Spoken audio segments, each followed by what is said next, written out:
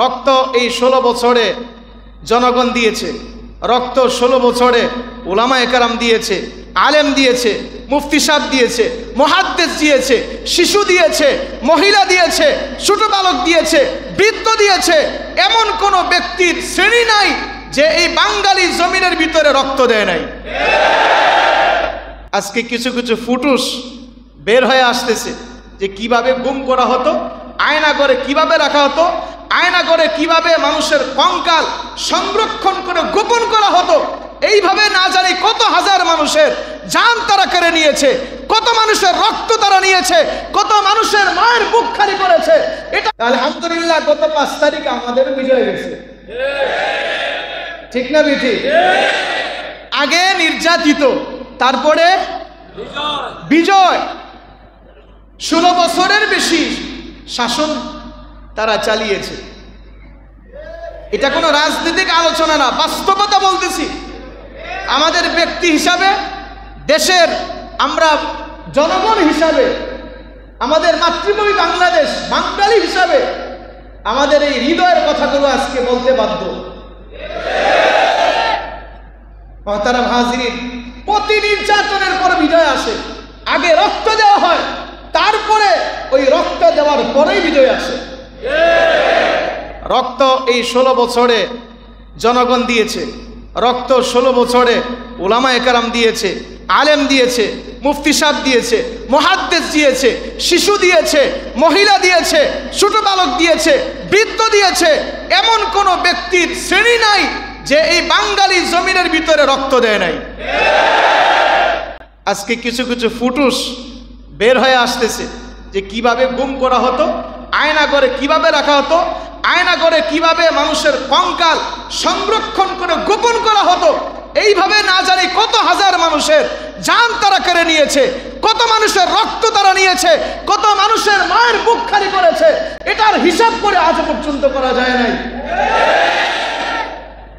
শাপলা চত্বর 5 মে 2013 সাল উলামায়ে কেরামের রক্ত নিয়েছে।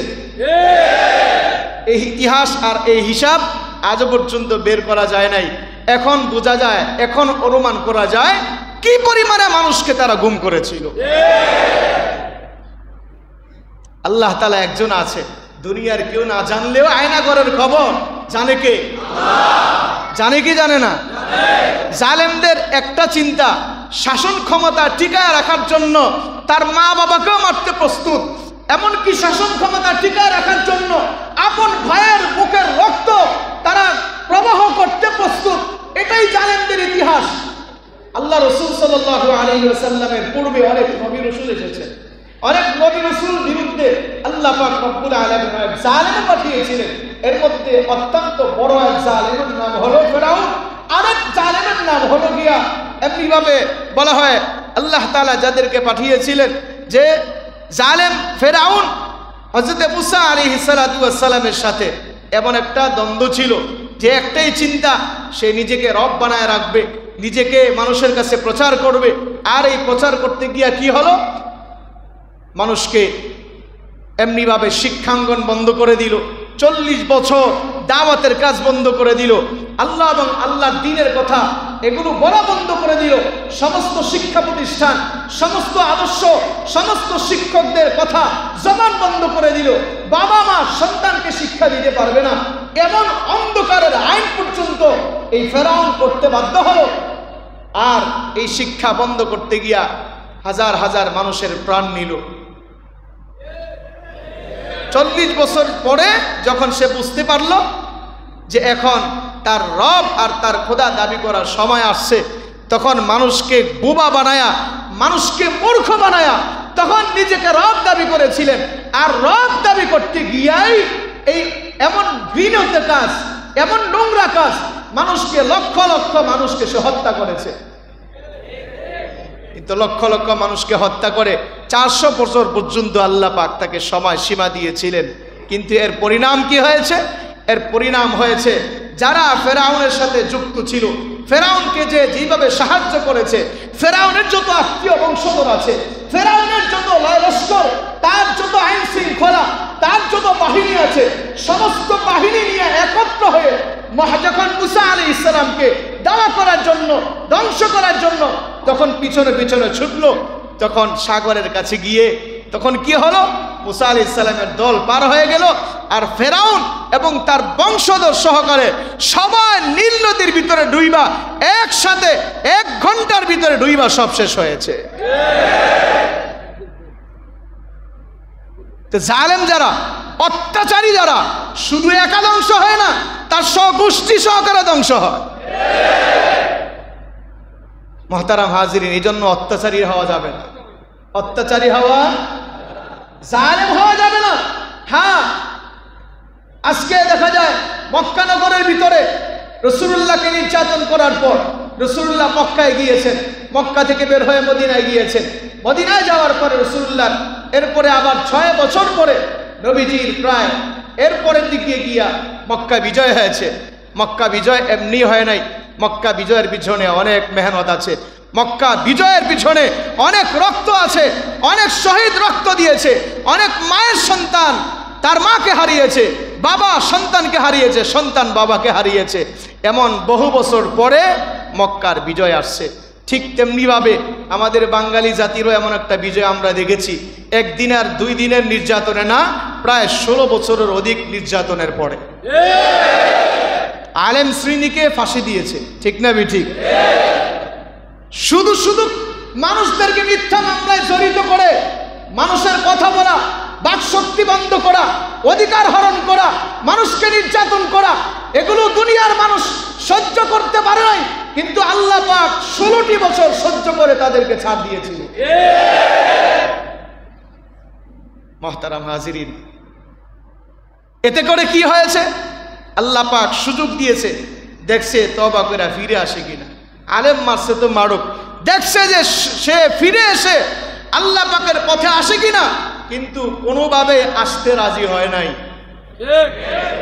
এই জন্য আল্লাহ তাআলা এমন পরিস্থিতি তৈরি করেছেন, যেই পরিস্থিতিটা হুবহু ফেরাউনের সাথে মিলে গেছে, নিশ্চিহ্ন হয়ে গেছে, একবারে কোনো চিহ্ন পর্যন্ত নেই।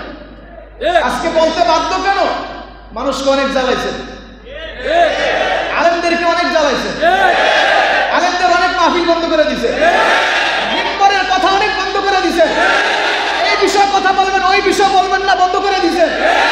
সত্য কথা বলছে কি আলেমদের অনেক চাকরি গিয়েছে, সত্য কথা বলছে কি অনেক আলেম জেলখানা গিয়েছে, সত্য কথা বলার কারণে অনেক আলেমের ফাঁসি হয়েছে।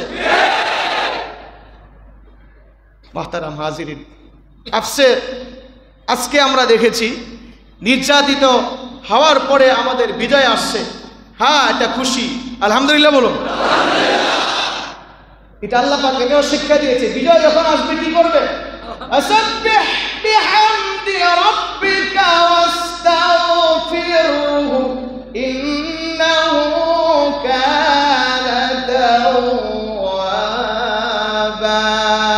আল্লাহ বলে, ও পয়গম্বর, অতঃপর আপনি আল্লাহ পাকের গুণগান পাঠ করুন, প্রশংসা করুন এবং ইস্তিগফার করুন, কারণ আল্লাহ পাক রব্বুল আলামিন তওবা কবুল করে। তো আল্লাহ পাক বিজয়ের পরে বলতেছে প্রশংসা করার জন্য কার? আরেকবার বলেন আলহামদুলিল্লাহ। মিষ্টি খাওয়া খাই তো ভালোই করছেন, ভালো কথা, বিজয় হয়েছে, মিষ্টি খাওয়া খেয়ে ভালো করছেন, কিন্তু মারামারি করলেন কেন? হ্যাঁ, এই যে জ্বালাও পোড়া হলো বিজয়ের পরে, 10 বছর আগে আপনার দিকে তাকায় চোখ রাঙাইছে, ওই সে এখন মজাইছে, এটা তো ইসলাম সাপোর্ট করে না। এটা তো মুসলমানদেরকে শিক্ষা এটা দেওয়া হয় নাই, এটা মুসলমানের শিক্ষা হতে পারে না। কি শিক্ষা দিয়েছে মুসলমানকে নবীজি জানেন? মক্কা বিজয় হওয়ার পরে নবীজি সাল্লাল্লাহু আলাইহি ওয়াসাল্লাম মক্কার মধ্যে যখন গেলেন, মক্কার মানুষকে জিজ্ঞাসা করলেন, আমার প্রতি তোমাদের কি ধারণা বলো তো? তখন মক্কার মানুষের একটা বিশ্বাস ছিল, একটা তার প্রতি আস্থা ছিল মুহাম্মদুর রাসূলুল্লাহর প্রতি। আজকে মুহাম্মদুর রাসূলুল্লাহ আমাদের কিছু বলবে না। কথাটা এইভাবে বলেছেন, আপনি দয়াবান আর আপনার বাবাও ছিল দয়াবান, আজকে আমাদের বিশ্বাস আপনি আমাদেরকে কিছু বলবেন না। তখন নবীজি বলেছিলেন, আমার ভাই ইউসুফ তার 11 ভাই মিলে ধইরা তার বাবা থেকে আলাদা কইরা কূপের ভিতরে ছেড়ে দিছে। বাবাকে গিয়া বলছে হেরে বাঘে খাইয়া লাইছে, আর এই কূপ থেকে উঠায় নেয় মিশরে নিয়ে বিক্রি করছে।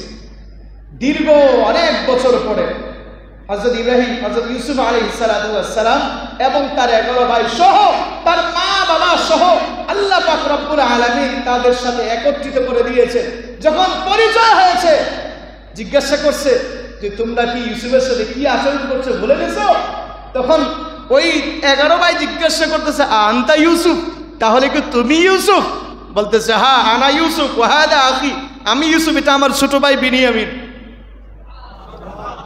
তখন তারা বলতে লাগলো তোমার কাছে আমরা মাফ চাই, আমাদের কৃতকর্মের কারণে ভুল হয়ে গেছে, আমাদেরকে মাফ করে দাও। তখন ইউসুফ আলাইহিস সালাম বলেছিলেন লা তাসরিবা আলাইকুমুল ইয়াউম,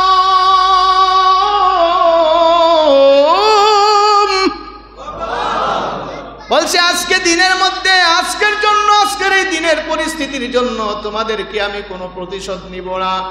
আজকে তোমাদেরকে আমি মাফ করে দিলাম। রবের কাছে তোমরা মাফ চাও, রব তোমাদেরকে মাফ করে দিবে। আল্লাহর পয়গম্বর মক্কাবাসীদেরকে বলতেছে ঠিক অনুরূপ আমিও আমার ভাই ইউসুফ যখন তার 11 ভাইকে বলছিল আজকে তোমাদের কোনো প্রতিশোধ গ্রহণ করা হবে না, আমি মক্কাবাসীদেরকে বলতেছি তোমরা আমাকে 13 বছর না আরো 6 বছর জ্বালাইছো। 13 আর 6 কত? 19 বছর, 20 বছর জ্বালাইছো। এরপরে মক্কা যখন বিজয় হয়েছে এই 20-21 বছর জ্বালানোর পরে আমি তোমাদের কোনো প্রতিশোধ আজকে গ্রহণ করব না, আমি তোমাদের জন্য সব মাফ করে দিলাম। এই কথা বলার পর সাথে সাথে উপস্থিত কিছু কাফেররা আল্লাহর রাসূলের প্রতি ঈমান গ্রহণ করে কালিমা পড়ে মুসলমান হয়ে গেছে। তা আমাদেরও তো ওই আদর্শ দরকার, ঠিক না বেঠি? আপনারা 20 বছর আগে চোখ রাঙাইছে, আপনি একটা গালি দিচ্ছেন, আর এই জন্য আপনি করতে বাড়ি করে দিবেন, ঘরের ভিতরে আগুন জ্বালাই দিবেন, এলাকা ছাড়া করবেন, এটা হইতে পারে, এটা ইসলাম সাপোর্ট করে না। এই জন্য এখনো সময় আছে, ক্ষান্ত হন। আজকে সংখ্যালঘু বিভিন্ন যারা অন্য অন্য ধর্মের আছে, আমাদের বিজয় হয়েছে বিদায়, এই জন্য হিন্দুদের গির্জায় গিয়ে আগুন দেওয়া যাবে না, হিন্দুদের বাড়িতে গিয়া ভাঙচুর করা যাবে না, এটা ইসলাম সাপোর্ট করে না। আরেকটা কথা হলো আদর্শ দিয়া মানুষের হৃদয়কে কেড়ে নিয়ে আসেন। আদর্শ দেন, ভালোবাসা দেন, মহব্বত দেন, যে তোমরা এত বছর আমাদেরকে জ্বালাইছো, আজকে তোমাদেরকে আমরা কিছু বলবো না, তোমরা তোমাদের স্বাধীন অনুযায়ী বসবাস করতে থাকো। এক সময় দেখবেন তারাও এই দল ছেড়ে আপনার দলে চলে আসবে। এখন তো কোনো সরকার প্রতিষ্ঠিত হয় না, এখনো কোনো সরকার আসে নাই। তা আমরা যে মারামারি করতেছি আর নিজেদের ক্ষমতা প্রকাশ করতেছি, তো যখন ইলেকশন আসবে তখন কি মানুষ আপনাদেরকে ভোট দিবে মনে করতেছেন? হ্যাঁ, ক্ষমতা না আসতেই এত ক্ষমতা দেখাই দিয়েছেন, আসলে কি করবেন? ক্ষমতা থাকলে ক্ষমতা দেখাইতে হয় না। এটাই রাসূলুল্লাহর আদর্শ। রাসূলুল্লাহর ক্ষমতা ছিল একদিনে মক্কার সমস্ত মানুষকে একবারে শহীদ হত্যা করে দিবে। রাসূলুল্লাহ তা করেন, একজনের উপরে চুল পর্যন্ত স্পর্শ করে নাই, বরং বলেছে আজকে মক্কার সবাই আমানত, সবাই আজকে তাকে মুক্ত করে দেওয়া হলো, সবাইকে মাফ করে দেওয়া হলো। এই আদর্শ দেখান, যদি না দেখান তাহলে এই দেশের মানুষ সব পরিবর্তন করে 100 বছর পর্যন্ত যত তন্ত্র মন্ত্রের শাসন দেখেছে সব বাদ দিয়া কোরআন সুন্নাহর শাসনের আশ্রয় নিতে বাধ্য হবে, ঠিক না বেঠিক? আজকে কোরআন সুন্নাহর যদি আদর্শ বাংলাদেশে চলতো এত কঠিন পরিস্থিতি হতো না। আমাদের বিশ্বাস আগামী দিনে যদি কোরআন সুন্নাহ অনুযায়ী, কোরআনের শাসন অনুযায়ী দেশ প্রতিষ্ঠিত হয়, বাংলার জমিন সাহাবায়ে কেরামের মতো সোনালী জমিনে পরিণত হবে। আজকে আমরা দেখেছি যে ইতিপূর্বে আমাদের আরেকটি দেশ স্বাধীন হয়েছে এবং সেই দেশের মধ্যে কোরআনের সংবিধান অনুযায়ী দেশ পরিচালিত হচ্ছে। শান্তি আছে নাকি অশান্তি চলতেছে? যারা বলেন শান্তি আছে না অশান্তি? ইজ্জত আছে না নাই? কাফের বেদিন ভয় পায় কি পায় না? তারও দালালি করতে হয়। ঠিক বাংলাদেশ যদি, বাংলাদেশের মুসলমান যদি পরিবর্তন হয়, পিছনে যা কিছু সব বাদ, সব আউট করে দিলাম। এখন দিনের ভিতরে একটাই চিন্তা, কোরআনের পক্ষে ভোট। ঠিক না ঠিক? সে যেই হোক, আলেমদের পক্ষে আসে। আলেম যখন শাসক হবে, আলেম যখন দেশের কর্ণধারে যখন বসবে, চেয়ারে বসবে, তখন দেখবেন নির্যাতন বন্ধ হয়ে যাবে, চুরি বন্ধ হয়ে যাবে, ছিনতাই বন্ধ হয়ে যাবে, জুলুম অত্যাচার বন্ধ হয়ে যাবে, অবৈধ ব্যবসা বন্ধ হয়ে যাবে। মানুষের উপরে যত অধিকারের উপরে আজকে তারা অধিকার বন্ধ করে দেওয়া হচ্ছে, এগুলো সব বন্ধ হয়ে যাবে। সোনালী যুগ বাংলার জমিনে প্রতিষ্ঠিত হবে। এই জন্য আসুন কোরআনের পক্ষে কথা বলি। আর বর্তমান পরিস্থিতিতে নিজের আত্মদেমাগ, নিজের ক্ষমতা এগুলো প্রকাশ করতে নাই, কন্ট্রোল করেন। আল্লাহ তাআলা যদি ইতিপূর্বে যাদেরকে ধরেছে, আপনিও যদি জালেম হন, তাহলে ওকে আপনাকেও আল্লাহ ছাড়বে না। আল্লাহ তাআলা আমাদের সকলকে বোঝার তৌফিক দান করুন। মক্কা যেভাবে বিজয় হয়েছে, আল্লাহ তাআলা আমাদেরকে ওই বিজয়, ওই আদর্শ দান করেন। সুবহানা রাব্বিকা রাব্বিল ইজ্জাতি আম্মা ইয়াসিফুন ওয়া সালামুন আলাল মুরসালিন ওয়া আলহামদুলিল্লাহি রাব্বিল আলামিন।